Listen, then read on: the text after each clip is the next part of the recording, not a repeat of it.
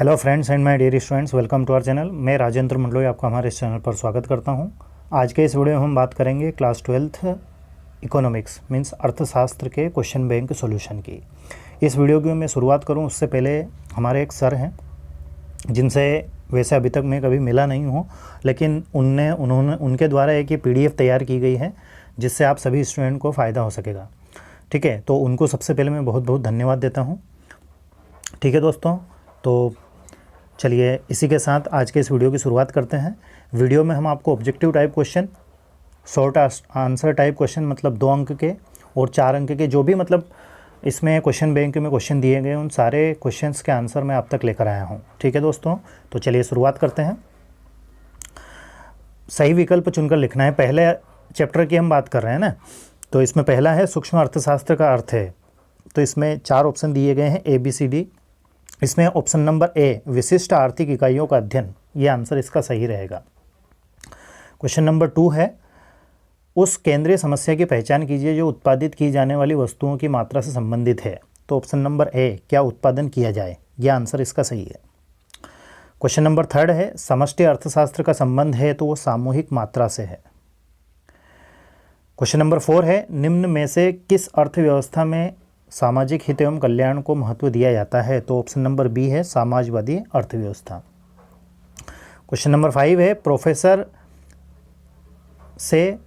Samuelson ने निम्न में से किस समस्या को अर्थव्यवस्था की बुनियादी समस्या माना है। तो उपयुक्त सभी मतलब option number A, B, C जो दिए गए हैं तीनों सही है, तो ऑप्शन नंबर डी इसका सही रहेगा।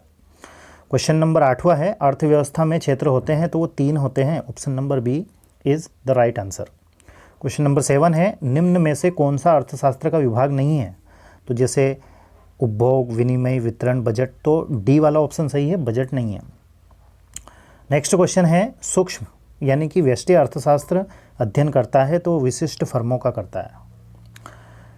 अगला क्वेश्चन है व्यष्टि अर्थशास्त्र निम्न में से किस पर ध्यान नहीं देता है। तो जूट माफ़ कीजिएगा, इसका आंसर जो सही होगा, देखिए यहाँ पर एक नोट दिया गया है कि उपरोक्त प्रश्नों का आंसर ABC है, मतलब तीनों है ना, तीनों ऑप्शन समष्टि अर्थशास्त्र के अंतर्गत आते हैं। अतः प्रश्न में दिए गए ऑप्शन प्रश्न के अनुसार सही नहीं है ना, मतलब ये प्रश्न जो है वो सही नहीं है, मतलब कुछ इसमें प्रॉब्लम है। क्वेश्चन नंबर 10वां है निम्न में से एक सकारात्मक अर्थशास्त्र का उदाहरण है। तो ऑप्शन नंबर ए दिया गया है कीमत वृद्धि नियंत्रण के लिए भारत द्वारा उठाए गए कदम। क्वेश्चन नंबर 11वां है अर्थशास्त्र जीवन के साधारण व्यवसाय में मानव जाति का अध्ययन है, यह परिभाषा किसके द्वारा दी गई। तो यह मार्शल के द्वारा दी गई थी। क्वेश्चन नंबर 12वां है सर्वप्रथम सूक्ष्म शब्द का प्रयोग किसने किया। तो ये रेगनर फ्रिश ने किया था। क्वेश्चन नंबर 13वां है व्यष्टि अर्थशास्त्र का दोष है। तो वो है ऑप्शन नंबर डी उपरोक्त सभी यानी कि संपूर्ण अर्थव्यवस्था का ज्ञान नहीं, समूह पर लागू नहीं, अवास्तविक मान्यताएं, उपरोक्त सभी, तो तीनों सही हैं, तो ऑप्शन नंबर डी जो है वो सही रहेगा। क्वेश्चन नंबर 14वां है निम्नलिखित में से कौन सी आर्थिक क्रिया नहीं है। तो वो काला बाजारी आर्थिक क्रिया नहीं है। क्वेश्चन नंबर 15वां है अर्थशास्त्र की प्रकृति है। तो वो विज्ञान एवं कला दोनों है। 16वां क्वेश्चन है जब कोई व्यक्ति अपनी आवश्यकताओं को संतुष्ट करने के लिए वस्तुएं खरीदता है तो वह कहलाता है, तो वो उपभोक्ता कहलाता है। क्वेश्चन नंबर 17वां है, माफ़ कीजिएगा, अब जो हैं ये आपके अति लघुत्तरीय प्रश्न आ गए हैं ना, तो इन अति लघुत्तरीय प्रश्न के आंसर हम देखते हैं ना।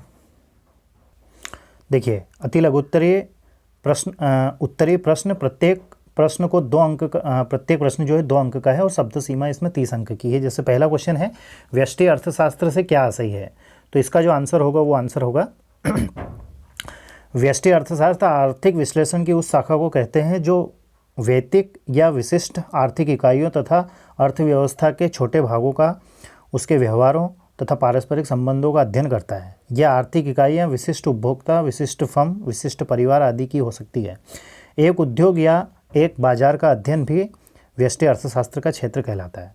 अब कुछ परिभाषाएं दी गई हैं, जैसे प्रोफेसर बोलिंग के अनुसार व्यष्टि अर्थशास्त्र विशेष फर्मों, विशेष परिवारों, वैयक्तिक कीमतों, मजदूरियों, आयों, वैयक्तिक उद्योगों तथा विशिष्ट वस्तुओं का अध्ययन करता है। ठीक है, नेक्स्ट क्वेश्चन है, व्यष्टि अर्थशास्त्र का मुख्य यंत्र कीमत यंत्र है, समझाइए। तो व्यष्टि अर्थशास्त्र का मुख्य विषय यह है कि किसी वस्तु विशेष की कीमत या उत्पादन के किसी साधन की कीमत कैसे निर्धारित होती है। यही कारण है कि व्यष्टि अर्थशास्त्र को कीमत यंत्र या सिद्धांत भी कहते हैं। प्रोफेसर सुल्ज के अनुसार व्यष्टि अर्थशास्त्र का मुख्य यंत्र कीमत सिद्धांत है। ठीक है, नेक्स्ट क्वेश्चन की ओर चलें। तो अर्थव्यवस्था से क्या सही है। तो अर्थव्यवस्था वह प्रणाली है जिसके अंतर्गत आर्थिक क्रियाओं का संचालन होता है। अर्थव्यवस्था एक ऐसी प्रणाली है जिसमें मानव अपनी आवश्यकताओं की पूर्ति के लिए साधनों के सही शोधन एवं व्यवहार की व्यवस्था करता है। Professor AJ. ब्राउन के अनुसार अर्थव्यवस्था से आशय एक ऐसी प्रणाली से है जिसके द्वारा लोग जीविका प्राप्त करते हैं। अब पूंजीवादी अर्थव्यवस्था से क्या आशय है। तो पूंजीवादी अर्थव्यवस्था एक ऐसी प्रणाली है जिसके अंतर्गत उत्पादन के साधनों पर निजी व्यक्तियों का नियंत्रण व स्वामित्व होता है। इस अर्थव्यवस्था में सरकार द्वारा किसी प्रकार के नियंत्रण नहीं लगाए जाते हैं। पूंजीवादी अर्थव्यवस्था में आर्थिक स्वतंत्रता होती है। व्यक्ति अपनी इच्छा अनुसार किसी भी व्यवसाय को चुन सकता है। पूंजीवाद में लाभ उद्देश्य प्रमुख होता है। ठीक है, अगला क्वेश्चन है, अर्थव्यवस्था की केंद्रीय समस्या से क्या आशय है। तो एक अर्थव्यवस्था चाहे विकसित हो या अल्प विकसित हो, पूंजीवादी हो या समाजवादी हो, उसे कुछ आधारभूत कार्य करने होते हैं। इन कार्यों को प्रत्येक अर्थव्यवस्था में संपादित करने का ढंग अलग अवश्य हो सकता है। इन आधारभूत कार्यों एवं एक अर्थव्यवस्था की केंद्रीय समस्याएं कहा जाता है। अगला है, समाजवादी अर्थव्यवस्था से क्या सही है। तो समाजवादी अर्थव्यवस्था के अंतर्गत उत्पादन के साधनों का समाजीकरण, आय का समान वितरण तथा व्यक्तियों की कुछ सीमा तक आधारभूत स्वतंत्रताएं पाई जाती हैं। इसमें आर्थिक स्वतंत्रता का अभाव रहता है। इस अर्थव्यवस्था में आर्थिक नियोजन का महत्वपूर्ण स्थान होता है। अब नेक्स्ट जो क्वेश्चन है वो लघुत्तरीय प्रश्नों का है ना, जिस प्रत्येक प्रश्न के लिए 3 अंक रहेंगे और 75 शब्द सीमा में आपको इसको लिखना है। तो ये क्वेश्चन भी हैं और इनके आंसर दिए गए हैं, तो आप यहाँ से इसको नोट कर सकते हैं। अब नोट कैसे कर सकते हैं, आप या तो वीडियो को पॉज कीजिए, स्क्रीनशॉट लीजिए, है ना, और आसानी से इनको नोट कीजिए और अच्छे से याद कीजिए, है ना।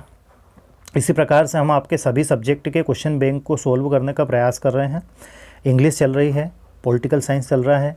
आज हमने इकोनॉमिक्स के क्वेश्चन बैंक चैप्टर नंबर 1 के आपके लिए लेकर आए हैं, है ना। आपको यदि कोई स्पेशल टॉपिक चाहिए कि वो आपको पढ़ना है या उसमें आपको प्रॉब्लम है, तो वो भी आप मुझे कमेंट्स करके बता सकते हैं। मैं कोशिश करूँगा कि आपकी समस्याएं हल कर पाऊँ। ठीक है दोस्तों, वीडियो कैसा लगा ये भी आप मुझे कमेंट्स करके ज़रूर बताएं। साथ ही आपके फ्रेंड्स, रिलेटिव, क्लासमेट्स के पास इन वीडियोस को प्लीज़ शेयर ज़रूर करें, क्योंकि समय काफ़ी कम है और कम समय में हमें अच्छे से तैयारी करना है। तो उसका यही तरीका है कि आप क्वेश्चन बैंक को अच्छे से पढ़ें और अच्छे से तैयारी करें। Thank you very much for watching and please take care of yourself. Thank you once again.